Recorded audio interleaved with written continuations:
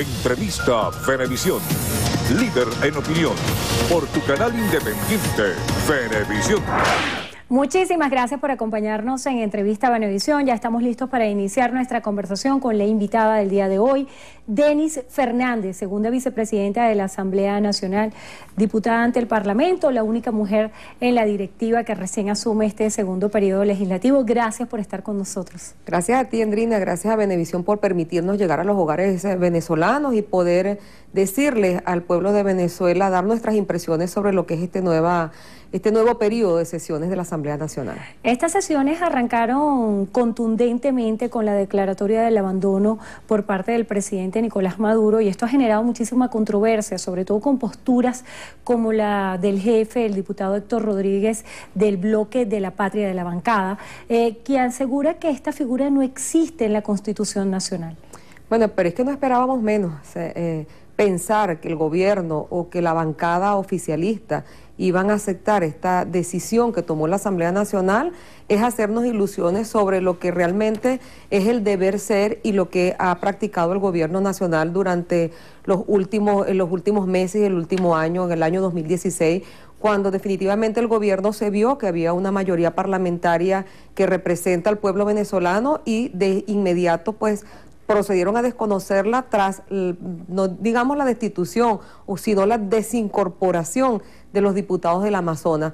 Para nosotros prácticamente se ha tratado de una destitución porque no hay fijación de las elecciones del Amazonas, ni hay forma de buscar la solución del problema de los diputados del Amazonas, más allá de que en las mesas de diálogo se había acordado que se iba a proceder a hacer una elección. Por cierto, que nosotros no fue que aceptamos que había algunas irregularidades en esa elección, sino que buscábamos la forma de que se destrancara el juego que está trancado en el país. Y sin embargo, ni la elección ni la incorporación de los parlamentarios, lo que deja presumir que es una destitución por parte del gobierno, por parte del Tribunal Supremo de Justicia, recordando y haciendo énfasis al tema de que no hay separación de poderes en este país. Acerca del argumento que se está planteando, abandono del cargo, desde el punto de vista legal, ¿en qué se sustenta? Se sustenta en el 233 de la Constitución de la República de Venezuela.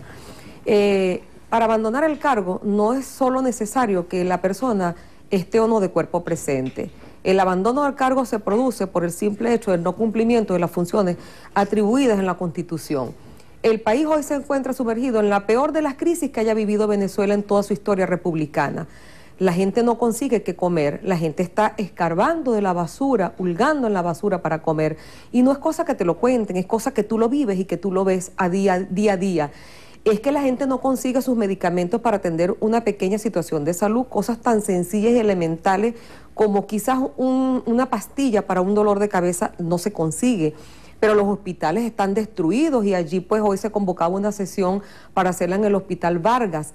Y así pues toda esta situación de calamidad que vive la gente en el tema de la seguridad ciudadana. Nos están matando, vivimos presos en nuestras propias casas y ni siquiera eso es garantía de nuestra seguridad. Toda esta calamidad que vive Venezuela, aunado a la mala prestación de servicios públicos, hace viable que nosotros hayamos producido esa decisión que se produjo en el día de ayer en la Asamblea Nacional, que es el abandono del cargo. Nicolás Maduro abandonó sus funciones. Nicolás Maduro abandonó su gestión como presidente, se ha ocupado de otras cosas, se ha ocupado de situaciones que no tienen nada que ver con su función de presidente y no tienen nada que ver con los intereses del pueblo venezolano, dejando al pueblo venezolano desasistido, dejando al pueblo venezolano sin ningún tipo de representación, sino la Asamblea Nacional, que es quien hoy vigila y quien hoy representa al pueblo venezolano. A propósito de esa decisión, hay acciones interpuestas, recursos que se presentaron no solamente ante el Tribunal Supremo de Justicia, sino también ante la Contraloría. El diputado Ramos Ayub decía, sabemos lo que va a pasar, estamos conscientes de lo que viene. ¿Qué les hace seguir pensando en la ruta de esta nueva figura, el abandono del cargo? Bueno, pero es que hay que hacerlo porque la Constitución nos faculta para ello. No hacerlo es defraudar al pueblo venezolano. Nosotros nos planteamos durante el año 2016, sobre todo el último mes, en los meses de noviembre y diciembre, hacer la responsabilidad política, y lo hicimos y lo aprobamos en el mes de diciembre, cosa que no fue acatada por ninguno de los poderes públicos del Estado, fue desatendida por el gobierno nacional.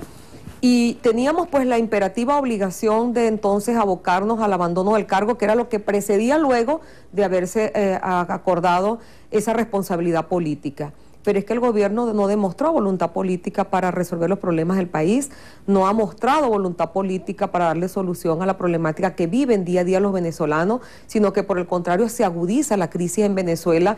Y luego esta situación del billete de 100, la salida de circulación, nuevamente entra en circulación, luego sale la incertidumbre que vivieron los venezolanos en torno, y que están viviendo incluso todavía, en torno a los nuevos billetes y la salida de circulación del billete de 100, es muestra de que no hay disposición de rectificar, sino que por el contrario se agudiza la crisis en Venezuela, y por el contrario el presidente pues no le importa lo que el venezolano esté padeciendo, sino que continúa con su política errada. El diputado Héctor Rodríguez también hacía señalamientos cuando acudió al Tribunal Supremo de Justicia a interponer un recurso en el cual era necesario fijar posición acerca del comportamiento de los diputados y las responsabilidades políticas administrativas que suponen las decisiones que se están tomando en el Parlamento. ¿Los diputados están preparados para enfrentar estos desafíos? Sí, estamos preparados. Todos estamos preparados, sabemos lo que estamos viviendo, sabemos que no estamos en un país de plenas libertades y de democracia, sabemos que estamos en un gobierno de corte dictatorial y estamos preparados para asumir lo que venga. No vamos a abandonar nuestras funciones ni vamos a declinar en nuestras propuestas al pueblo. Somos nosotros el único poder autónomo en este país y somos nosotros los que verdaderamente estamos representando a ese pueblo.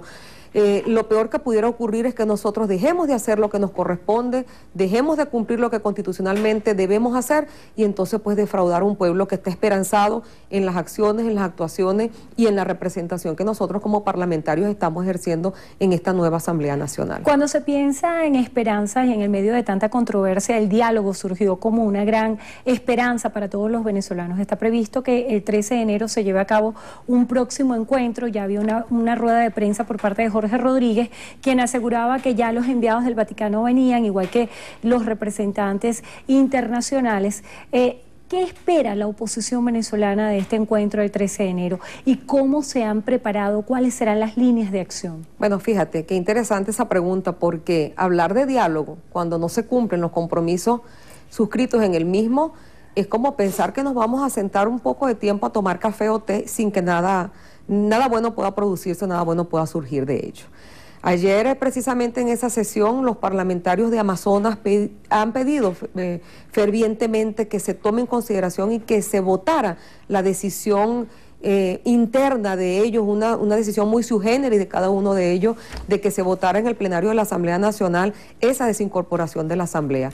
Por cierto, se llevó a cabo y la votamos. Hoy Jorge Rodríguez dice que eso no saca a la Asamblea del desacato y los diputados del Amazonas lo hacen sencillamente ellos, como uno repite, una situación muy sui generis para destrancar el juego y para hacer posible que la Asamblea, a los ojos del gobierno, porque estamos muy claros y convencidos de que no ha habido desacato en ningún momento, pero a los ojos del gobierno podamos salir de ese fulano desacato. Sin embargo, hoy Jorge Rodríguez dice que eso no saca a la Asamblea del desacato, y es que al gobierno le conviene seguir manejando la tesis del desacato, le conviene la conflictividad política, porque es la justificación exacta, es la excusa perfecta para no cumplir con las decisiones de la Asamblea Nacional. Entonces, ¿qué podemos pensar y qué podemos esperar de un anunciado diálogo para el 13 de enero? El interesado en el diálogo es el gobierno y es el interesado para enfriar las solicitudes de requerimiento del pueblo venezolano. Nosotros, por nuestra cuenta, no tenemos ningún interés en dialogar si no hay resultas.